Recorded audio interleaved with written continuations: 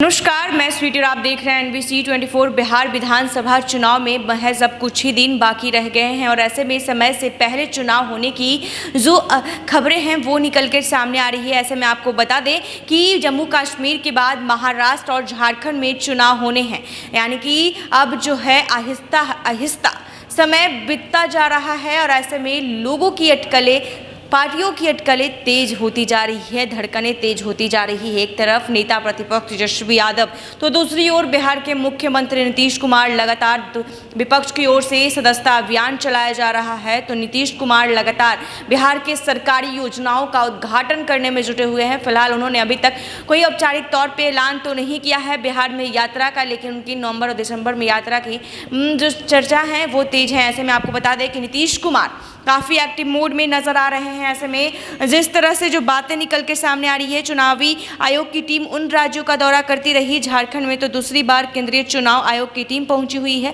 चुनाव वाले राज्य भी चुनावी तैयारी में पहले से लगे हुए हैं। बिहार में अभी तक प्रशासनिक स्तर पर इस तरह की कोई सुगबुगाहट नहीं दिखती। इससे एक बात तो साफ है कि बिहार में समय से पहले इस साल चुनाव होने की दूर दूर तक कोई उम्मीद नहीं है। सामान्य स्थिति में बिहार में विधानसभा चुनाव का अगले साल आखिर में होना है। वैसे समय पूर्व चुनाव की संभावना तो नहीं दिख रही है, लेकिन अगर ऐसा हुआ तो अब दिल्ली के साथ ही यह संभव है। दिल्ली विधानसभा चुनाव अगले साल की शुरुआत में ही होगा। हालांकि अब आम आदमी पार्टी के संयोजक अरविंद केजरीवाल ने सीएम पद से इस्तीफा दे दिया है। घोषणा के दिन ही कहा था कि तुरंत चुनाव हो जाए तो बेहतर होगा। हालांकि उनकी मांग पर विचार करने का अब वक्त नहीं बचा है। चुनाव के लिए पहले से ही तैयारियां करनी होती है। दिल्ली में अभी तक इसकी कोई ज़रूरत ही महसूस नहीं हुई है। केजरीवाल की मंशा थी कि महाराष्ट्र, हरियाणा, झारखंड के साथ ही चुनाव कर लिया जाए। जब ऐसी संभावना नहीं है, लिहाजा जनवरी फरवरी में निश्चित समय पर चुनाव होंगे। बिहार में अगर इस बीच कोई ऐसी स्थिति बनी तभी दिल्ली के साथ चुनाव होगा।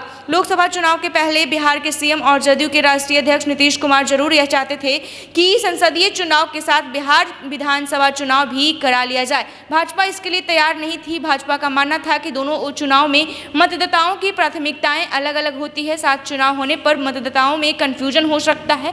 लोकसभा चुनाव में जदयू को भाजपा के बराबर 12 सीटें मिलने के बाद नीतीश कुमार को हड़बड़ी नहीं है, इसलिए कि केंद्र में भाजपा के मददगार बनकर बिहार में निष्कट जो है राज की राह उन्होंने बना ली है। भाजपा नीतीश की मदद से इस कदर दबाव में है कि कभी उनसे असहज होने के बावजूद उसके नेताओं के कंठ से आवाज़ नहीं निकल सकती। अब तो भाजपा नेताओं ने सिर्फ नीतीश कुमार के नेतृत्व में काम करने में खुशी जाहिर करते हुए बल्कि अगले बार भी उन्हीं तहत काम करने का तैयार है। ऐसे में आपको बता दें कि नीतीश कुमार को चुनाव की बेचैनी इसलिए महसूस होती थी कि वो विधानसभा चुनाव में तीसरे नंबर की पार्टी के नेता हैं। एनडीए के साथ इस बार चिराग पासवान भी हैं, जिनकी वजह से 2020 में नीतीश की यह हालत हुई थी। भाजपा अब केंद्र में उन पर आश्रित है, इसलिए नीतीश कुमार को तीसरे नंबर की पार्टी का नेता होने का मानसिक दबाव पहले जैसा नहीं है। अलबत्ता आरजेडी को समय से पहले चुनाव की बेचैनी सबसे अधिक दिख रही है। तेजस्वी यादव ने आभार यात्रा का एक चरण पूरा कर लिया। आरजेडी नेताओं की लगातार बैठकें हो रही है, नेताओं को टास्क दिए जा रहे हैं, यानी साल भर पहले ही आरजेडी चुनावी मोड में दिख रहा है। इसके ठीक उलट नीतीश कुमार चुपचाप अपने काम में लगे हुए हैं। तो ऐसे में आपको बता दें कि लगातार लोकसभा चुनाव के समय से ही बिहार में विधानसभा इलेक्शन की संभावना जताई जाती रही है। चुनाव बीतते अनुमान लगता रहा है कि झारखंड, महाराष्ट्र के साथ बिहार में भी चुनाव हो सकता है। महाराष्ट्र और हरियाणा में चुनाव की घोषणा हो चुकी है। झारखंड में चुनाव आयोग तैयारी में जुटा है। बिहार तैयारी का कोई संकेत नहीं है। यानी कि बता दें कि दूसरी ओर जो नेता प्रतिपक्ष तेजस्वी यादव की पार्टी आरजेडी है वो लगातार अपनी तमाम नेताओं के साथ बैठकें कर रही है। आभार यात्रा का एक जो है एक यूँ कहे तो एक पूरा भी उन्होंने यात्रा कर लिया है और ऐसे में तमाम हर दिन बैठकें हो रही है, बड़ी बड़ी बैठकें बुलाई गई है। 25 के विधानसभा चुनाव के ठीक एक